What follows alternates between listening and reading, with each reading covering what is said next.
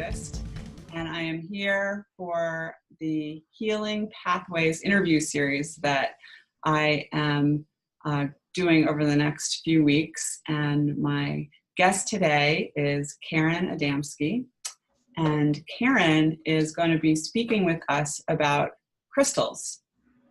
Karen is a shamanic practitioner, a certified crystal healer, and like me, a certified creatively fit coach, which is how actually Karen and I know each other. She's also an artist and a teacher, and she has a similar story to a lot of women that I work with and have met on my path. She had a big, powerful corporate career for 27 years in human resource management. And then she chose to purposely transform her career into what it is today. And she now works with clients all over the world to bring them healing in the form of vibrational medicine and meditation and art, nature, color, kindness, and much more. So welcome, Karen. Thank you. Thank you for having me. Yes. So tell us a little bit about maybe how you got started with crystals. Oh gosh. I think I really started working with crystals once I started my path into shamanism, because it works so well with the other practices that I do within shamanism, healing practices. Although I have to say, as a kid, I always collected rocks and was always drawn to, keeping a collection of stones and crystals, just because I liked them. I didn't understand the other properties that crystals brought to us. Now I do. So I guess I've been a certified crystal healer for about 7 years now, working solidly with them on a daily basis for about 10 years. So if there was one thing that you would want people to know about crystals, because I think there's probably a lot of misconceptions about crystals, what you need to do to work with them, why they're beneficial, what would that one or two things be? Oh gosh. I'd say more than anything, if you're drawn to a crystal or if you're drawn to anything, if your intuition is guiding you towards something, go with it. That's probably rule number one. Mm-hmm. And if that thing is crystals, if you are drawn to crystals or you have that interest of, gosh, that's really cool, how does that work? One thing I would like to share with people is that the vibration within, I'm going to try not to get super sciencey here, the vibration within the crystals themselves never ever changes. So everything has what's called the dominant oscillatory rate. So everything spins at its own frequency. It has its own amplitude and energy. And like, think of us as people, like you, Larissa, your energy and amplitude is probably different, a little different than mine. I mean, we're both humans, so we're similar, but we're going to run a little bit differently. And then within our bodies, we have like our organs that, like our liver runs a little bit at a different frequency than, say, our heart or our brain. So it changes, and that's where that disease comes in. Things can get knocked out of balance pretty quickly with most living things, especially people, because we live in a crazy world these days. But with the stone, same. Here's a piece of crystal quartz, clear quartz. This stone, if you were to look at this in a microscope, it's made up of sacred geometry. It's made up of little tiny hexagons. It goes to like as far as we can see, and then even beyond that, to where you need the microscope to see it. And that's how it's made up. The vibration of this stone is not going to change. So if this vibration, aids me, if this is a great battery or energy booster, I can bring this into my environment, and that vibration can calm or realign the vibration that's off within me or within, something else. Think about quartz watches. They have a little tiny piece of this in there, and that's what makes them tick and go. So I can bang this around, I can drop this, it could break in half, but it's the energy, the vibration's not really going to change. That's just how it is. It's impossible to change it. Think of like a bucket of water. Say you have a bucket of water that's half full, and that's water, that's H2O. That water is not going to change. Now, if I come and I bump into the bucket and the water sloshes around, that's still H2O. It's not changing. It's moving around because it's disrupted. But once it settles, it's going to be the same water that it was before. Same thing with crystals. All crystals and stones. It's just how it works. It's super cool. And is each crystal unique in its vibration? Like you were saying about humans, we have maybe a similar range of vibration, but yeah, yes, absolutely. So a quartz, like I said, this is a clear quartz, and so is this. This is a point. That's considered a point. It has a little baby point growing off of here, and this is a cluster, is what this shape is called. But these are both clear quartz. So the vibration and the energy is the same molecular makeup within these two stones. Now, if you notice, this one is a little bit more clear. So this might actually have a stronger amplitude than this, but the vibration and the makeup is exactly the same. Now, say, for example, if I wanted to take another stone, like fluorite, this does have a different vibration, but same thing. This is a more of a cubic formation, is how, or not, I might be wrong about square, that. right? They're sort of chunky square. Yeah. And so that's not going to change either, but it is the vibration of the fluorite is a little bit different than the vibration of the clear quartz.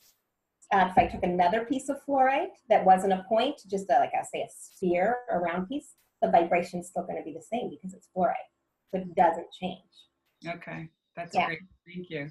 Yeah. So, in terms of vibration, I think that's interesting. I've been, in my workshops, I talk about vibration a lot, and the vibration that we create when we're painting, which I'm sure similar, conversation you have. Yeah. So, and there's a lot of emphasis on raising your vibration. So how do crystals come into play with that when we want to come into alignment with a higher vibration so that we can be aligned with spirit more fully? Yeah, there's a number of answers to that question, actually. So if I get sidetracked, try to bring me back, okay? So I would say, if you know where the alignment needs to happen, say, for example, if you know that you're very rooted and you're grounded in your root chakra, and your root chakra is running really well and you're feeling good there. But you know that, maybe your third eye is not running so well. Maybe you're wanting to meditate and journey and you're having troubles, or your mind, your monkey mind is talking to you, and it's hard to get into that meditative mode. You can bring a crystal in that will aid with that. So I brought I always use lepidolite. I don't have any right here to show you, but lepidolite is a really great tool for your third eye. And that wouldn't, for me, it's not necessarily a good tool for me to use with my root chakra and grounding. But what I want to say about that is, again, go back to your intuition, because just because I'm a certified crystal healer and I'm telling you these things doesn't mean that it's right for you. It's just like, trying on a pair of pants. You have to find the ones that fit for you and feel comfortable. So your intuition is really, really key in finding the right stones. You can go to books and look them up to find out what's good for your heart chakra, what's good for grounding, different stones that way, and you can start there. But if you're out shopping or in nature and you find a stone and you're really drawn to it, there's probably a very good reason for that. A good example for me, I use selenite a lot. This is what selenite looks like. So it's just a large piece, and I actually sleep with this in my bed because this, for me, is all about cleansing.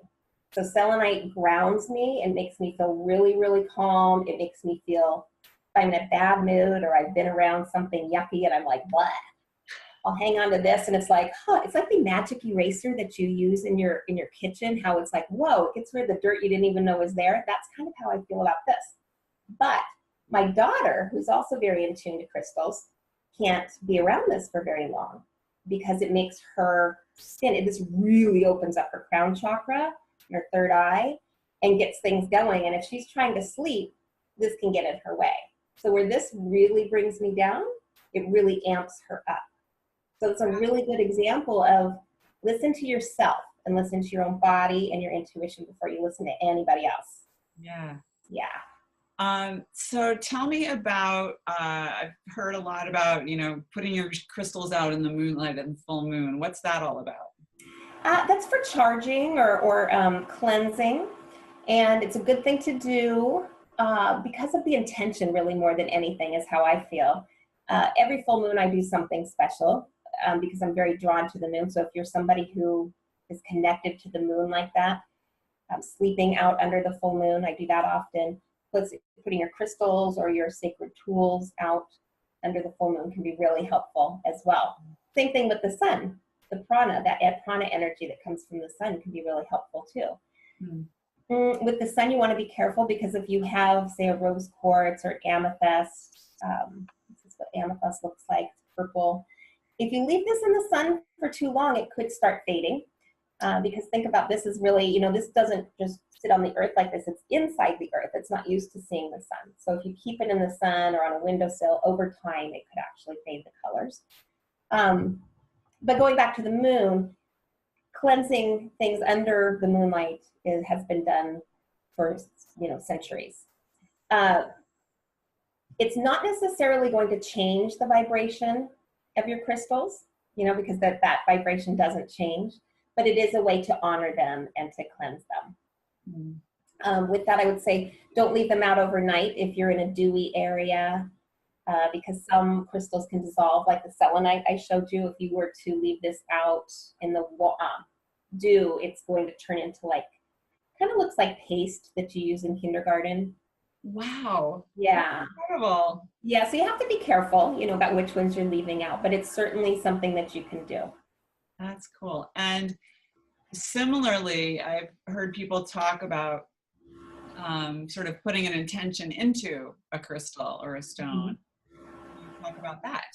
Yes, absolutely. So intention and affirmation when you're working with crystals is really important. It has a lot more power than people realize.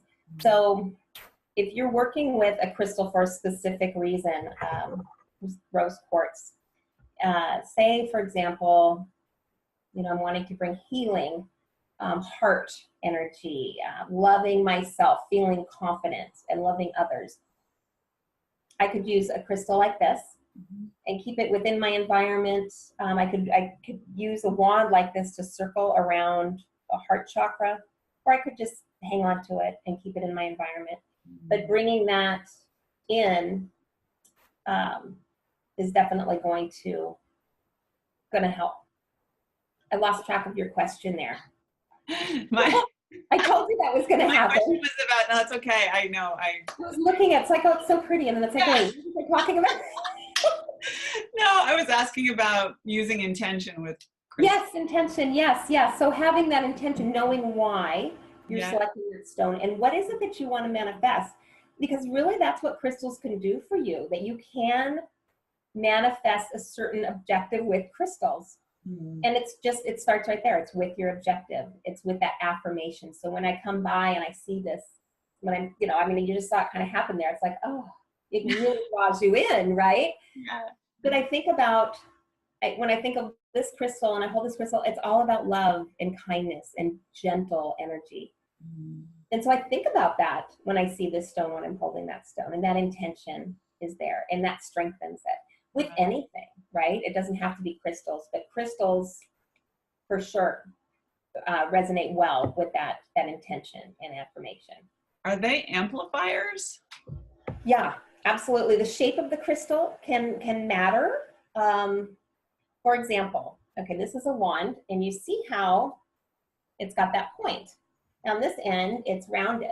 So the energy, when you're looking at this, it's going to kind of be gentler on this end, and it's going to be real sharp the way the energy comes out of these points or these facets. Actually, there's something called Carillion photography, and it can show you the energy. So this is what a crystal point looks like. So you see, when you're looking at the sides of that crystal, the shaft of the crystal, there's not as much energy there as is coming out of that point and those facets. And so that's kind of sort of what it looks like if you can, if we could see that energy with our own eyes. But the point was a really good amplifier.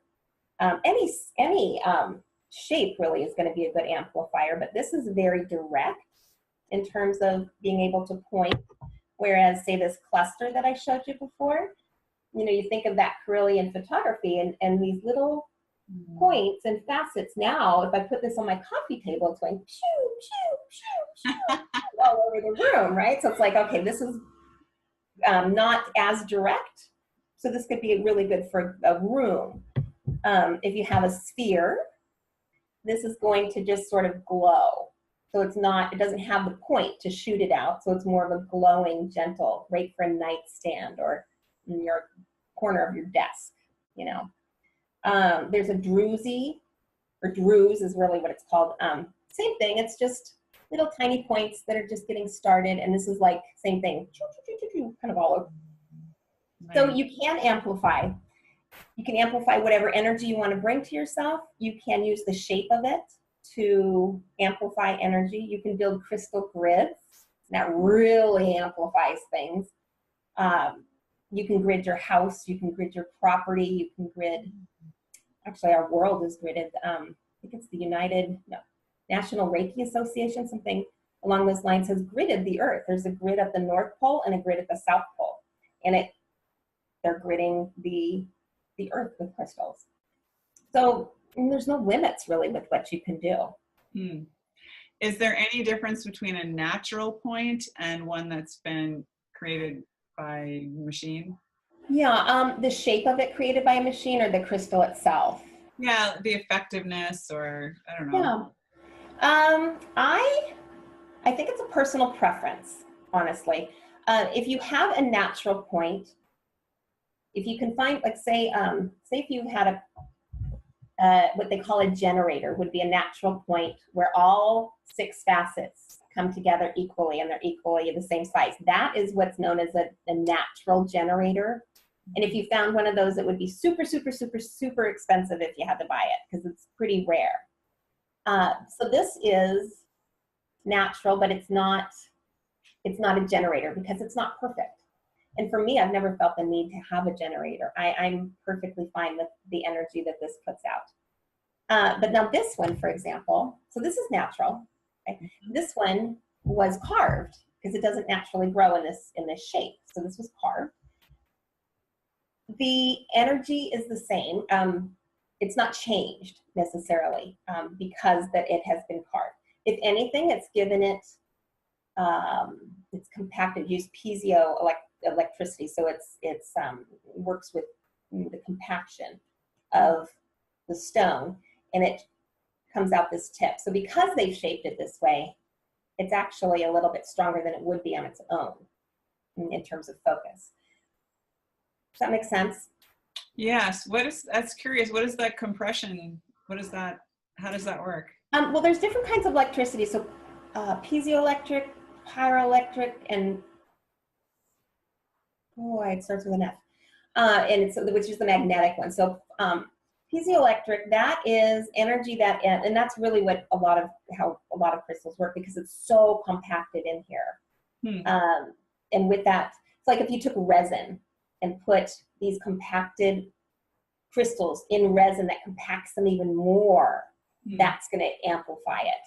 If we hold this and, squeeze it, that's going to help amplify it. Pyroelectric is with temperature. So for example, this is black tourmaline, and this is activated with temperature. So as this heats up, it gets stronger, the energy within it. And then ferromagnetic, that's the other energy, and that is like iron or magnesite, lodestone, those things that are magnetic and drawn towards it. Yeah. Right. But crystals are going to be one of those things. They're going to work in one of those ways. Okay. But you don't really need to worry about that. I mean, that's more of the sciencey stuff. But if you're like, oh, I like crystals and, I don't care about why they work, I just know they work, then you don't need to worry about any of that other stuff. But if you want to know the whys, there's lots of science behind it too. That's cool. Yeah. One thing you mentioned was about doing grids. So is that something that, I don't know, do you have a resource for that? Would you point people in a direction if they're like, yeah, I want to grid my house? And Yeah, actually I have a class that I'm putting out. It's an 8-week crystal course. It's living your best life with crystals. And I think the third week, it's all about crystal gridding. So that's really fun. But there are books out there. Hibiscus Moon is a crystal healer who's out there, and she has a book about crystal grids. So that's a good resource. But there's not a lot of other resources out there. There's not a lot. I think you need to kind of, poke around on the internet and talk to people. The thing with gridding, though, let me show you. Let's see if I have you can grid in any way. So it really brings the sacred geometry into crystals. And when you look inside crystals, they're made up of sacred geometry. So it amplifies, it goes back to making something even more powerful, building on the crystal itself. So like if I have this hexagonal crystal and I put it on a hexagon, say if I just use, this as a template. So I could put my center stone right here, and then I could use these little lines and corners and put other little, stones here and there. And so this gives you a template. If you don't have a template, you could print one out, but you don't have to have this down. You could just build it however you want. You could put it in a sphere. You could put it, or a circle.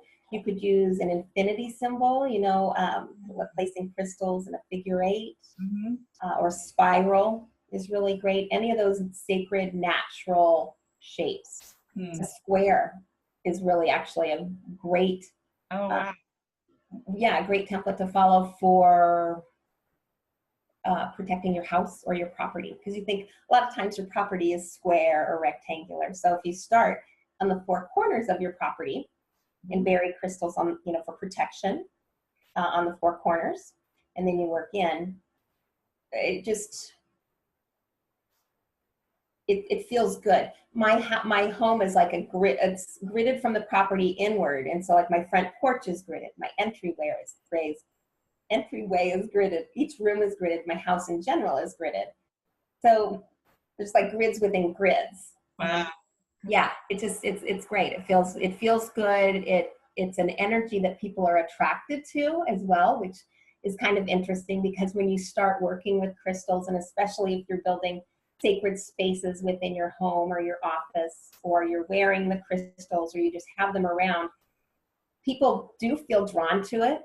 And they don't always know why, but it's really interesting to watch, like what happens and where people linger in a room, or where animals choose to take their naps. Yeah. Living things are drawn to crystals because they're good for us. So if someone wants, you mentioned protection, if someone wants to bring prosperity into their home or their lives, what would you recommend for that?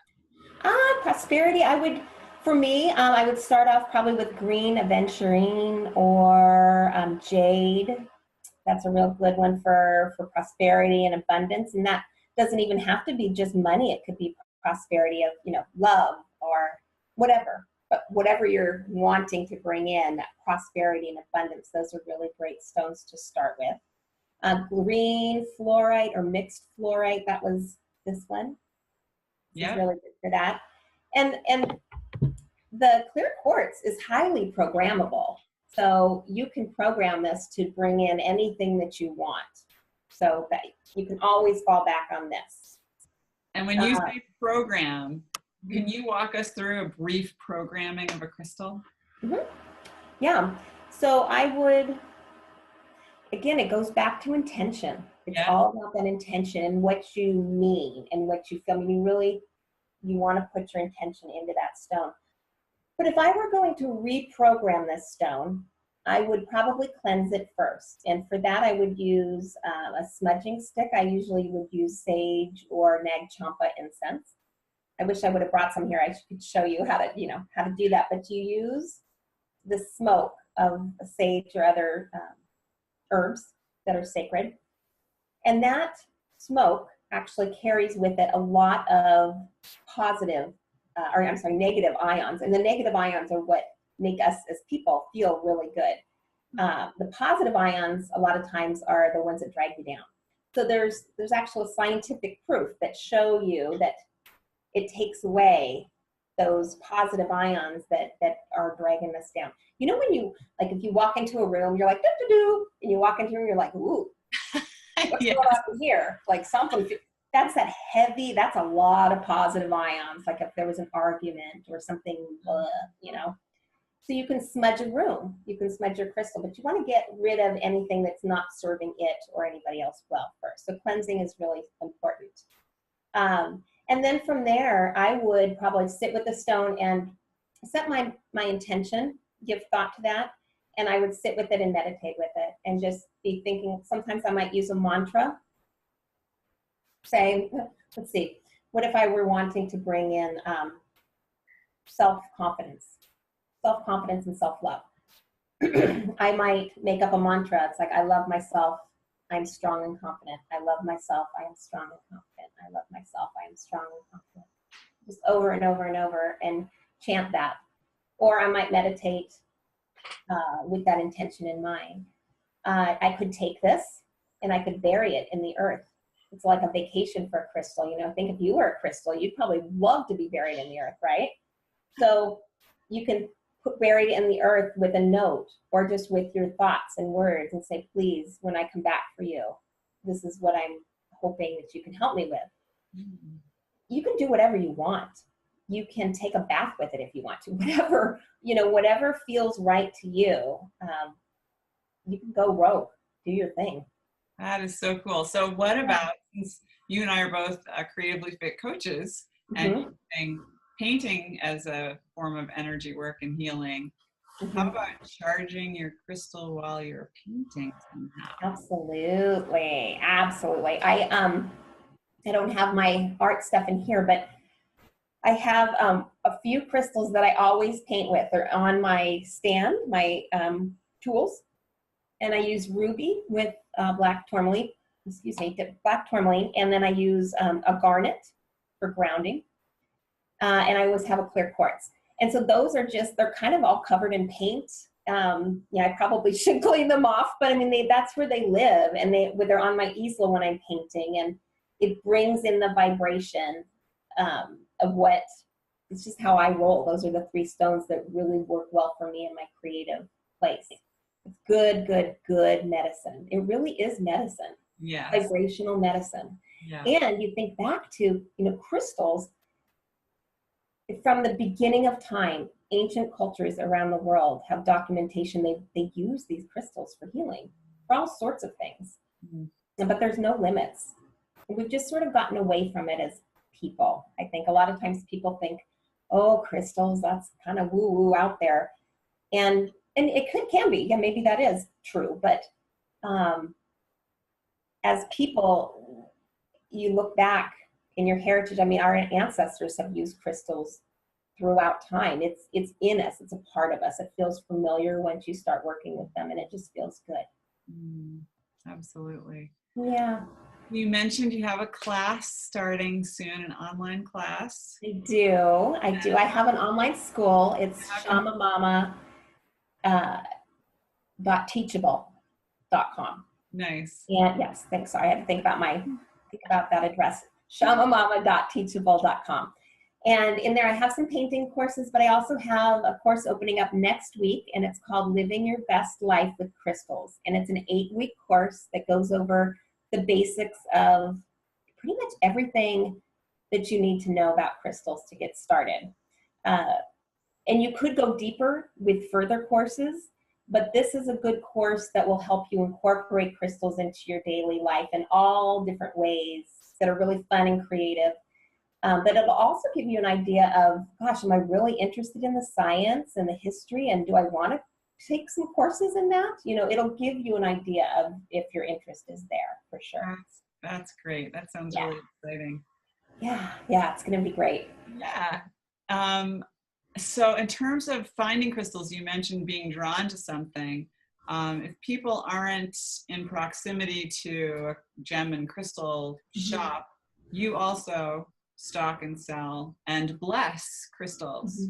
I do. I have Yeah. bought things from you. Yeah. Yes, that's right. Thank you very much. I have a few of them right here. I've got this guy. Do you? Oh.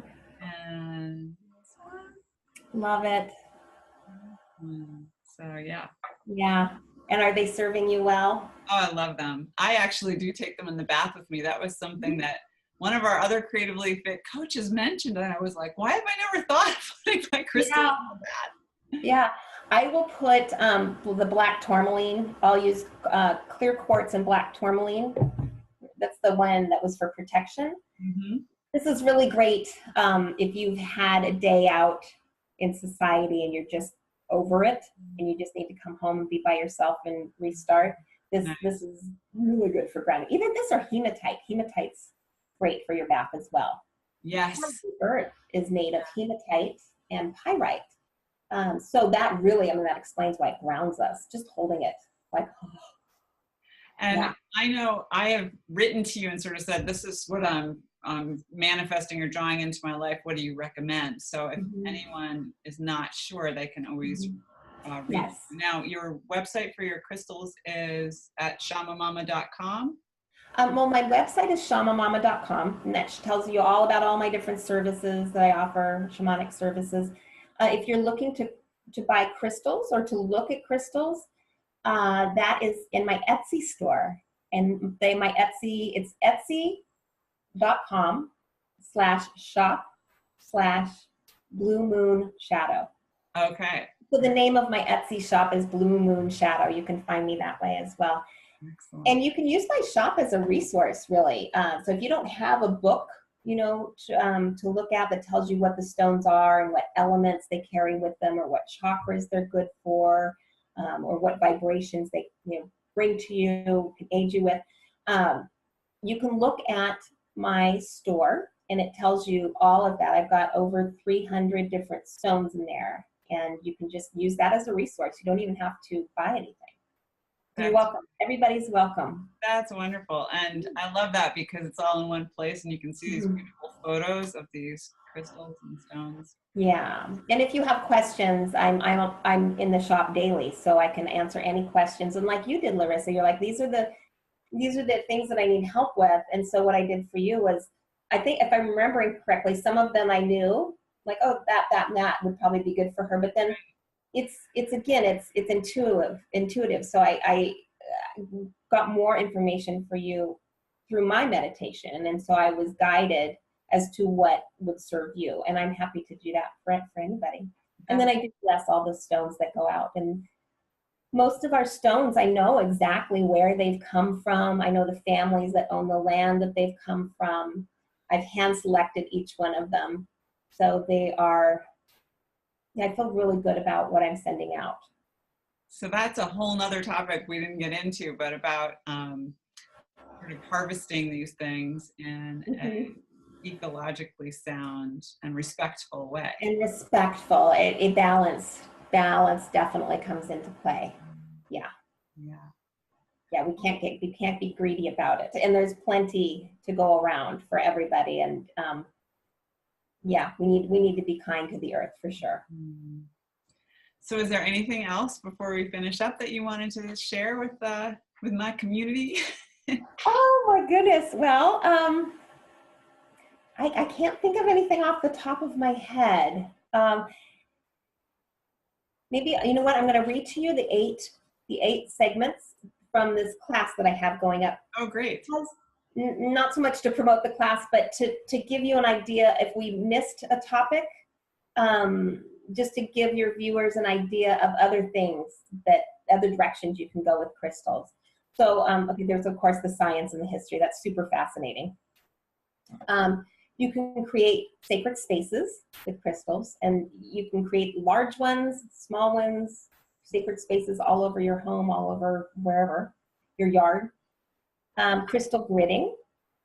That's, that's like, that can be a life changer, really, the crystal gridding.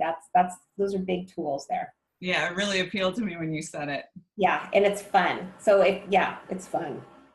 Creative, beauty. I mean, it's the things that you can create are so beautiful. We're going to talk about sensing energy and dowsing, and that does play with the crystal. So you'll learn to feel energy and potentially see energy, but start opening up your clairs. You can meditate with crystals. There's chakra balancing with crystals. We're going to talk about energy cleansing, both with crystals and for your crystals. And then crystal medicine. You can bring in, make elixirs with crystals. You can make smudging spray with crystals that you can spray with your house. You can make hand sanitizer with crystals. There's lots and lots and lots of recipes that you can bring in as well. Nice. So I think, yeah, that covers the 8 weeks there. So I think that probably, with everything that we've talked about, probably covers a little bit of everything. And when does that class launch? Is it there now? Next week. Next week. Okay, so that's September 24th? 24th, yes, September 24th. 2018, for people who are watching this in the future. Yes, exactly. And if you are watching it in the future, 2 years from now or whatever, that class is still there. It's probably going to have some added resources in there as well, updated resources, but the class is still going to be there. So whenever you're listening to this, just know that you can go to shamamama.teachable.com and find my crystal class. Excellent. Well, thank you, Karen, so much. This has been. Gosh, you're so welcome. You're so welcome. I've learned so much, and it's just, of course, generated more and more questions. So I'm going to check out your class for sure. Yay! So, all right. Well, thank you. And yes, anybody who wants any more information, please look Karen up. She is a wonderful person, a great healer, and just has wonderful resources to offer.